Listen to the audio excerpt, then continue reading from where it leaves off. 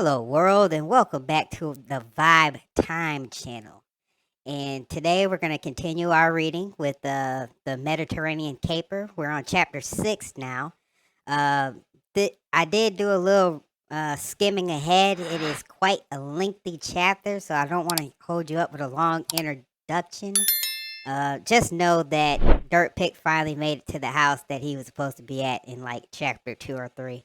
If you want to know what else is going on, feel free to look at the other chapters on my playlist. So let's get right into it, shall we? Without further ado, y'all, here we go. Chapter 6. Pitt, mildly stunned, looked warily at the gigantic German shepherd and then into the face of the dog's elderly master. The evil, unsmiling features, so familiar on the late movies on television, sat entrenched on a typical round German face, complete with the shaven head, shifty eyes, and no neck. Thin lips pressed tightly together as though their owner suffered from constipation. The body fit the villainous image, too, heavy set in a rotund frame of solid tissue with no flab. All that was missing was a riding Kurt in the polished boots. For an instant, Pitt thought, the man you loved to hate, Erich von Stroheim, had returned to life and stood ready to direct the scene from Grieg. Good evening, the old man said in a suspicious, guttural tone. You are, I believe, the gentleman my niece invited to dinner? Pitt rose, one eye on the huge panting dog. Yes, sir. Major Dirt Pitt at your service. An expression of surprise furrowed the brow below the tight skinhead. My niece led me to believe you were under the rank of sergeant, and your military occupation was garbage collecting. You must forgive my American humor, said Pitt, enjoying the other man's confusion. I hope my little deception has caused you no inconvenience. No, a little concern perhaps, but no inconvenience. The old German extended his hand and studied Pitt closely. It's an honor to meet you, Major. I am Bruno von Till. Pitt clasped the outstretched hands and returned the stare. The honor is mine, sir. Von Till lifted a tapestry, revealing a doorway. Please, come this way, Major. You must join me for a drink while we wait for Teri to finish dressing. Pitt followed the flat form and the white hound down a dark hallway that led into a large carnivorous study. The ceiling arched at least 30 feet high and was supported by several fluted ionic column shafts. The furniture, classic in its simplicity, sparsely dotted the floor and lent an air of grace to the imposing chamber. A cart was already laid with unusual Greek hors d'oeuvres, and a recessed alcove on one wall housed a completely equipped bar. The only item of decor, Pitt noted, that seemed out of place was a model of a German submarine resting on a shelf above the bar. Von Till motioned Pitt to sit down. What will be your pleasure, Major? Scotch rocks would be fine, replied Pitt, leaning back in an armless couch. Your villa is most impressive. It must have an interesting history. Yes, it was originally built by the Romans in 138 BC as a temple to Minerva, their goddess of wisdom. I purchased the ruins shortly after the First World War and rebuilt it into what you see today. He handed Pitt a glass. Shall we drink a toast? To whom and what shall we drink to? Von Till smiled. You may have the honor, Major. Beautiful women, riches, a long life, perhaps the president of your country. The choice is yours. Pitt took a deep breath. In that case, I propose a toast to the courage and the flying skill of Kurt Heibert, the Hawk of Macedonia. Von Till's face went blank. He slowly eased into a chair and toyed with his drink. You're a very unusual man, Major. You pass yourself off as a garbage collector, You come to my villa and assault my chauffeur, and then you astound me further by proposing a toast to my old flying comrade, Kurt. He threw a sly grin over his drink at Pitt. However, your most outstanding performance was in seducing my niece on the beach this morning. For that feat, I congratulate and thank you. Today, for the first time in 9 years, I saw Teri happily singing and laughing with an intense joy in living. I'm afraid you forced me to condone your lecherous conduct. It was Pitt's turn to act surprised, but instead, he tossed his head back and laughed. My apologies on every account, except slugging your perverted chauffeur. Willie had it coming. You should not blame poor Willie. He was only acting on my orders to follow and guard Teri. She is my only living relative, and I wish no harm to come to her. What harm could possibly come to her? Von Till rose and walked to the open terrace window and looked out over the darkening sea. Over half a century, I have worked hard and paid a great personal price to build a substantial organization. Along the road, I also accumulated a few enemies. I never know what one of them might do for revenge. Pitt's eyes searched Von Till's. Is that why you carry a Luger in your shoulder holster? Von Till turned from the window and self-consciously adjusted his white dinner jacket over the bulge beneath his left armpit. May I ask how you know it? It is a Luger? Just a guess, Pitt said. You look like the Luger type. Von Till shrugged. Ordinarily, I do not act quite so mundane, but for the way Teri described you, I had every reason to suspect doubtful character. I must admit, I've performed a few sinful deeds in my day, Pitt said, grinning, but murder and extortion weren't included. A scowl formed on Von Till's face. I do not think you would be so flippant if you, how do you Americans say, were in my shoes? Your shoes are beginning to sound very mysterious, Herr Von Till, said Pitt. Just what kind of business are you in? Suspicion marked Von Till's eyes. Then his lips faded to a phony smile. If I told you, it might upset your appetite. That, my dear Major, would make Teri exceedingly angry since she spent half the afternoon in the kitchen overseeing tonight's dinner. He shrugged in a typical European gesture. Some other time, perhaps, when I know you better. Pitt spun the last swallow of scotch around in the glass and wondered what he had gotten himself into. Von Till, he decided, was either some kind of nut or a very shrewd operator. May I get you another drink? Asked Von Till. Don't bother. I'll get it. Pitt finished the drink and walked over to the bar and poured another. He stared at Von Till. From what I've read about World War I aviation, the circumstances behind the death of Kurt Hybert are nebulous. According to the official German records, he was shot down by the British and crashed somewhere in the Aegean Sea. However, the records failed to mention the name of Hybert's victorious opponent. They also failed to state if the body was found. Von Till idly petted his dog. His eyes seemed lost in the past for a few moments. Finally, he said, Kurt waged his own private war with the British back in 1918.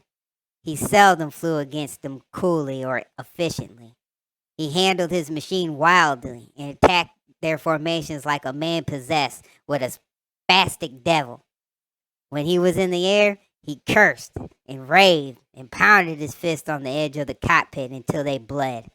On takeoff, he always revved his engine to a roaring full throttle so that his albatross leaped off the ground like a frightened bird. And yet, he was not on patrol and could forget the war for a few moments. He could be a man of great humor, much unlike your American conception of the German soldier. Pitt shook his head slowly with a hint of a smile. You must forgive me, Herr Von Till, but most of my comrades in arms have yet to meet a German soldier who was a barrel of laughs. The bald old German ignored Pitt's remark. His face remained serious. The end of Kurt, when it came, was from a cunning British trick. I like that term, y'all.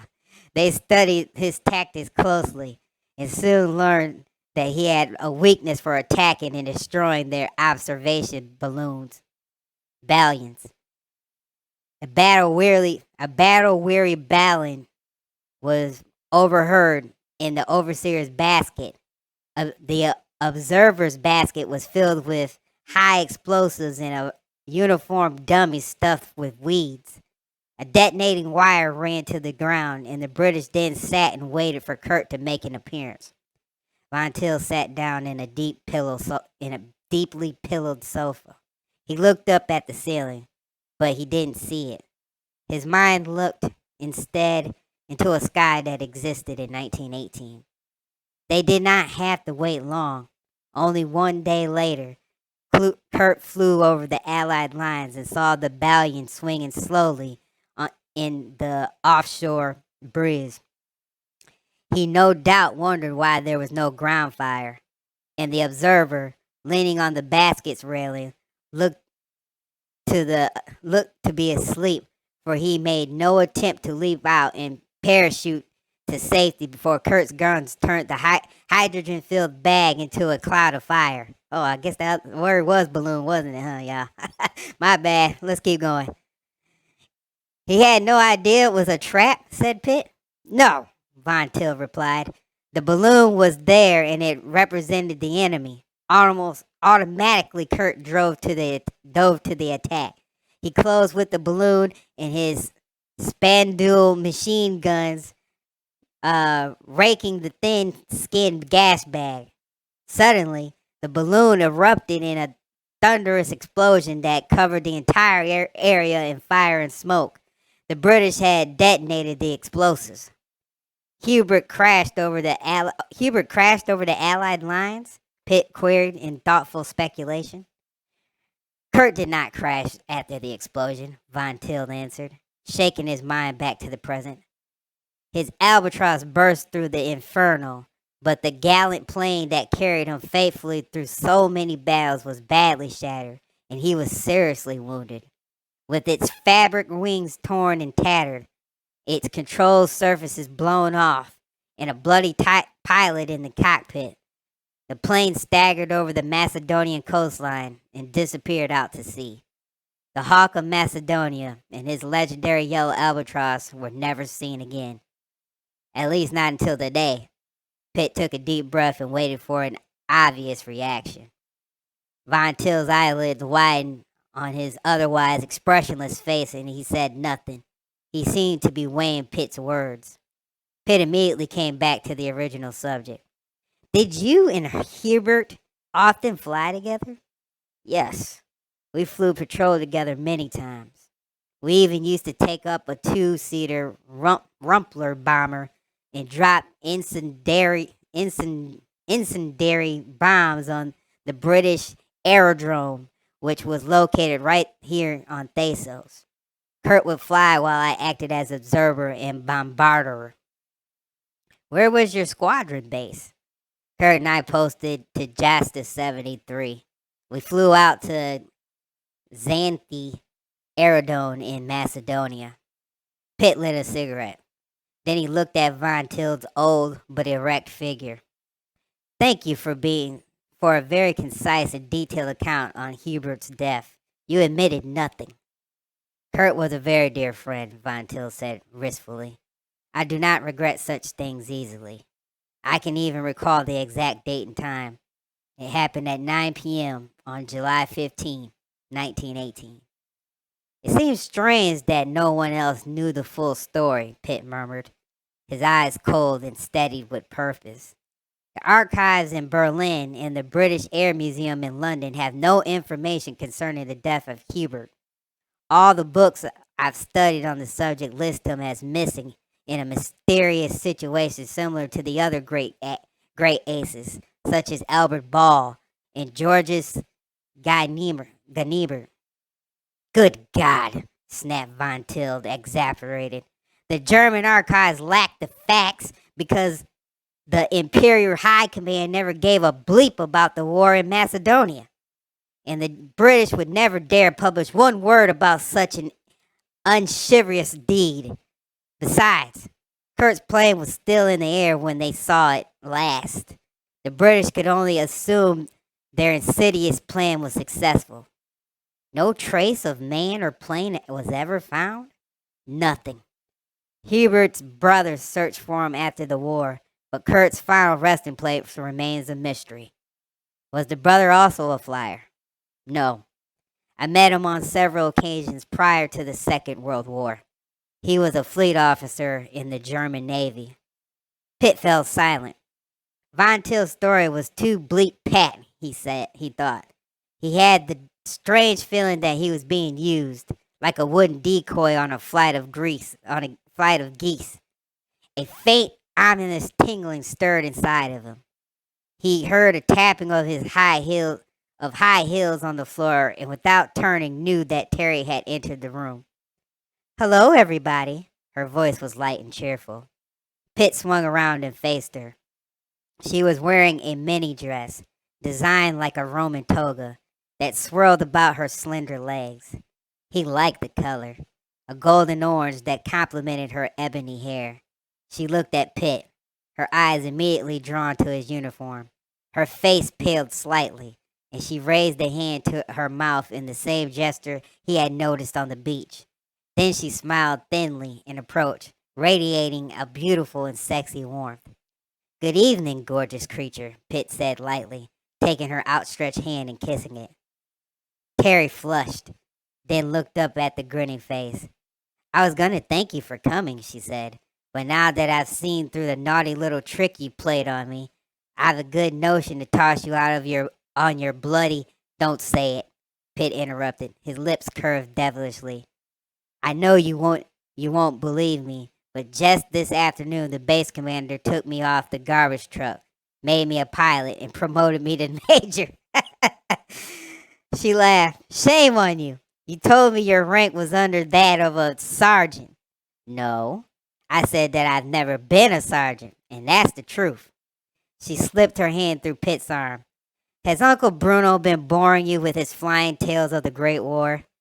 Fascinating me maybe, but not boring, Pitt answered. Her eyes looked scared behind her smile. He wondered what she was thinking.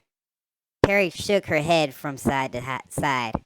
You men and your war stories. She kept staring at Pitt's uniform and the insignia of rank. This didn't seem like the same man she had loved on the beach. This one was much more charming and sophisticated. You may have Dirk after dinner, Uncle Bruno, but right now he's mine. Von Till expertly clicked his heels and bowed. As you wish, my dear. For the next hour and a half, you shall be our commanding officer. She wrinkled her nose at Von Till. That's awfully decent of you, Uncle. In that case, my first order is for both of you to march to the dinner table. Teri pulled Pitt out of the terrace and led him down a sloping stairway that ended on a circular, overhanging balcony. The view was breathtaking. Far below the villa, the lights of Laminas was blinking on house to house, and across the sea, the early stars began to poke their tips into a spreading blanket of black. In the middle of the balcony, a table was set with service for three. A large yellow globe containing 6 candles illuminated the setting and cast an intriguing glow over the table, turning the silver dinnerware to gold. Pitt eased Teri's chair back for her and whispered into her ear, You better be careful. You know how stimulated I get in romantic atmospheres. She looked up at him and her eyes smiled. Why do you think I planned it this way? Before Pitt could answer, Von Till walked up, followed by the giant dog, and snapped his fingers. Instantly, a young girl in native Greek costume materialized and set down an appetizer of mixed cheeses, olives, and cucumbers. Next came a chicken soup flavored with lemon and egg yolks. Then the main course, Baked oysters mixed with onions and minced nuts. Ugh, that's just me, y'all. I wouldn't eat that trash. Von Till uncorked the wine. Restina, a fine old Greek wine. Its resin flavor reminded Pitt of turpentine. After the serving girl cleared the dishes, she brought a tray of fruit and then poured the coffee made in the Turkish manner, the powdered beans settling like silk on the bottom of the cup. Pitt forced down the strong, unsweetened coffee and rubbed knees with Teri. He expected a girlish grin, but instead she looked at him with frightened eyes. It seemed she was trying to tell him something. Well, Major, said Von Till, I hope you enjoyed our little repast. Yes, thank you, replied Pitt. It was excellent. Von Till stared across the table at Teri. His face had set like stone, and his voice turned to ice. I would like to be alone with the Major for a little while, my dear. Why don't you wait in the study? We will be along shortly. Teri acted surprised. She shuddered faintly, gripping the edge of the table before she answered him. Please, Uncle Bruno, it's too early. Can't you wait and have your little talk with Dirt later? Von Till shot her a withering look. Do as your uncle says. I have a few important matters I would like to discuss with Major Pitt. I am sure he will not leave before seeing you. Pitt found himself becoming angry. Why the sudden family crisis? He wondered. He took a long breath, sensing something was very wrong. An odd prickle crept up his back, that old familiar feeling of danger. Like an old and trusted friend, it always tapped him on the shoulder and warned him when a nasty situation was brewing. Unseen, Pitt slipped a paring knife off the plate of fruits and pushed it under his pant leg and into his sock. Teri looked at Pitt, her face paling. Please excuse me, Dirt. I don't mean to be a ninny. He smiled. Don't worry. I have a weakness for pretty ninnies. You never seem to fail to say the right thing, she murmured. He squeezed her hand. I'll join you as soon as I can. I'll be waiting. Suddenly, her eyes brimmed with tears as she turned away and ran up the stairway. I am sorry for speaking so harshly to Teri, the old German apologized. I had to talk to you privately. She rarely appreciates my desire to converse without feminine interruption. It is often necessary to become firm with women. Do you agree? Pitt nodded. He could not think of nothing worthwhile to say. Von Till inserted a cigarette in a long ivory holder and lit it. I'm extremely interested in hearing about the attack yesterday on Brady Field. My information from that section of the island tells me it was a very old and unknown type of airplane that struck your facility. Old, maybe, said Pitt, but not unknown. Are you saying you have determined the make of the airplane? Pitt studied Von Till's face. Silently, he dawdled with a fork, then slowly laid it back on the tablecloth. The aircraft was positively identified as an Albatross D3. And the pilot? The words came slowly from Von Till's tight mouth. Do you know the identity of the pilot? Not yet, but we will shortly. You seem confident of an early capture. Pitt took his time about answering. He slowly and methodically lit a cigarette. Why not? It shouldn't be difficult to trace a 60-year-old yellow antique aircraft to its owner. A smug grin crossed Von Till's face. Macedonia, Greece is an area of rugged terrain and desolate countryside. There are many thousands of square miles of mountains, valleys, and eroded plains where even one of your monstrous jet bombers could be hidden and never detected. Pitt grinned back. Who said anything about searching mountains or valleys? Where else would you look? In the sea, Pitt said, pointing at the black water far below. Probably in the same spot where Kurt Hubert crashed back in 1918. Von Till arched his eyebrow. Are you asking me to believe in ghosts? Pitt grinned. When we were little boys, we believed in Santa Claus. And when we became big boys, we believed in virgins. Why not add ghosts to the list also? No, thank you, Major.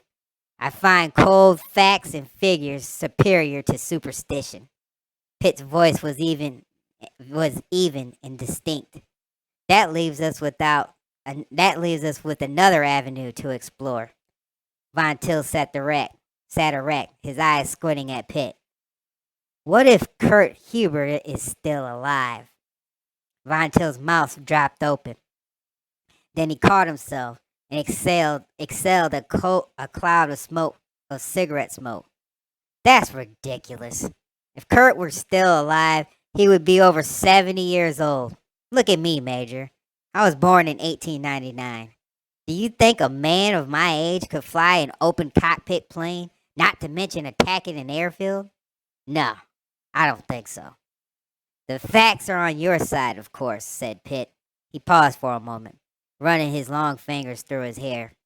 Still, I can't help wondering if Hubert isn't connected in some way. His eyes shift from the old German to the great white dog, and he felt a vague tension grip his body. Intrigue hung heavily around him. He came to the villa at Teri's invitation, expecting only to enjoy a quiet dinner. Instead, he found himself engaged in a battle of wits with her uncle, a shrewd old Teuton who, Pitt was certain, knew more about the raid on Brady Field than he was telling. It was time to cast a spear and the blank with the consequences. He locked his eyes on Von Till. If the Hawk of Macedonia really did vanish 60 years ago and reappeared yesterday, the interesting question is, where did he spend his time between? In heaven? In hell? Or on Thasos?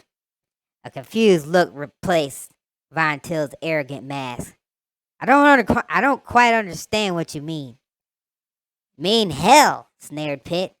Either you're taking me for a complete fool or you're acting like one. I don't think I should be telling you about the attack on Brady Field, but rather you should be telling me. He lingered over the words, enjoying the situation. Von Till was on his feet in an instant, his oval face contorted with anger. You have probed too far and too deep, Major Pitt, into areas that don't concern you. I shall take no more of your absurd implications. I must ask you to leave my villa. A look of contempt crossed Pitt's face. Whatever's fair, he said, turning to the stairway. Von Till glared at him bitterly. No need to return through the study, Major, he said, pointing to a small doorway that clung to the far wall of the balcony. This corridor will lead you to the front entrance. I'd like to see Teri before I leave. I see no reason to prolong your presence. Von Till blew a contemptuous cloud of smoke towards Pitt's face, driving home the angered words. I also demand that you never see or talk to my niece again. Pitt's hand clenched into fist. And if I do? Von Till smiled menacingly. I will not threaten you, Major. If you persist in exercising aggressive stupidity, I shall merely punish Teri. You rotten, bleep-eating crock, Pitt snared, fighting down a surging urge to kick Von Till in the crotch. I don't know what the bleep your little conspiracy amounts to, but I can definitely go on record as stating that I'll take great personal pleasure in screwing it up. And I can begin by telling you that the attack on Brady Field failed to achieve its intentions. The National Underwater Marine Agency's ship is staying right where it's anchored until its scientific research activities are completed. Von Till's hands trembled, but his face remained impassive. Thank you, Major. That is a bit of information I did not expect quite so soon. At last, the old crot is dropping his guard, Pitt thought. There could be no doubt about it now. It was Von Till who had plotted to get rid of the first attempt. But why? The question still remained unanswered. Pitt tried a shot in the dark. You're wasting your time, Von Till. The divers of the first attempt have already discovered the sunken treasure. They're in the act of raising it now. Von Till broke out of the broad smile, and Pitt knew immediately the lie was a mistake. A very poor attempt, Major. You could not be more wrong. He drew the Luger from under his armpit and pointed the dark blue barrel at Pitt's neck. Then he opened the corridor door. If you please, he said, beckoning with the gun towards the threshold. Pitt took a quick glance through the darkened doorway. The corridor beyond was dimly lighted with candles and seemed completely deserted. He hesitated. Please express my thanks to Teri for the excellent dinner. I shall pass on your compliment. And thank you, Herr Von Till, Pitt said sarcastically, for your hospitality. Von Till smirked, clicked his heel, then bowed. It was my pleasure. He placed a hand on the head of the dog, whose lips curled, showing a prodigious white fang. The door's archways was low, and Pitt had to stoop to enter the tunnel-like entrance. He took a few cautious steps. Major Pitt! Yes, Pitt replied, turning and facing the fat shadow at the entryway. There was no sadistic anticipation in Von Till's voice. It is a pity you will not be able to witness the next flight on the Yellow Albatross. Before Pitt could answer, the door slammed shut, and a heavy bolt dropped into its catch like a thunderclap and echoed ominously towards the unseen reaches of the dim corridor. And that's it, y'all. Wow. That was a little bit more exciting than I expected. I have no idea what's going to happen next. I could have sworn, like I said, I've read this book before, but it's been a long time. And the dialogue is really good. It's starting to pick up now. It looks like we got our first real villain, which is Von Tiller. So we're going to find out in chapter 7 the next time what's going to happen to Dirt Pitt. Where he's at? Where is he at? What's this corridor? And what's Von Till's overall plan? I mean, there's so many unanswered questions. We got to figure out what's going on, man. But that's all I got for y'all today. Hopefully you guys liked it. Be sure to like and subscribe and comment and share, man. It always helps the channel out, and it's also greatly appreciated. So until next time, y'all, stay safe, stay out of trouble, and I'll see you on the other side. I'm out, y'all. Peace.